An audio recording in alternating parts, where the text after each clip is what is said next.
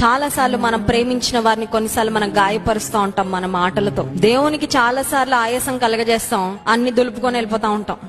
పోతే పోన్లే అదండి. దేవుని బిడలంగా క్షమాపణ అడగడం నేర్చుకోవాలి. కళ్ళ ముందున్న మనుషులను క్షమాపణ అడగలేకపోతే కంటికి కనబడని దేవుణ్ణి క్షమాపణ అడగగలవా? నీ తల్లిని బాధించేటట్లు మాట్లాడావు, నీ తండ్రిని అగౌరవంగా మాట్లాడావు, నీ తోబుట్టులతో దెబ్బలాడావు, కోపం వచ్చినప్పుడు అవుట్ ఆఫ్ కంట్రోల్ వెళ్ళి ఎంత భయంకరమైన మాటలు మాట్లాడతామో కొన్నిసార్లు. అవి ఎవరైనా వింటే చెవుల్లో రక్తాలు వచ్చేస్తాయి, అంత ఘోరంగా ఉంటాయి కొంతమంది మాట్లాడే మాటలు కదండి. అంత అయిపోయిన తర్వాత హ్యావ్ యు ఎవర్ అపాలజైజ్డ్? ఎప్పుడైనా వెళ్ళి నన్ను క్షమించండి, ఏదో కోపంలో అట్లా వచ్చేసాయి, but I don't mean those words, నేను ఆ మాటలు పలకాలని అనుకోలేదు, ఎందుకు వచ్చేసాయి, క్షమించండి, ఇంకెప్పుడు అలా అనను అని ఎప్పుడేం చెప్పగలిగామా? సుంకరి దేవుని సన్నిధికి వచ్చి ఆయన క్షమాపణ అడుగుతున్నాడు. దేవా, పాపినైనా నన్ను క్షమించు. దేవునికి ఎవరు దగ్గర అవుతారంటే ఎవరు ఒప్పుకుంటారో వారే ఆయనకి దగ్గర అవుతారు. హల్లెలూయా.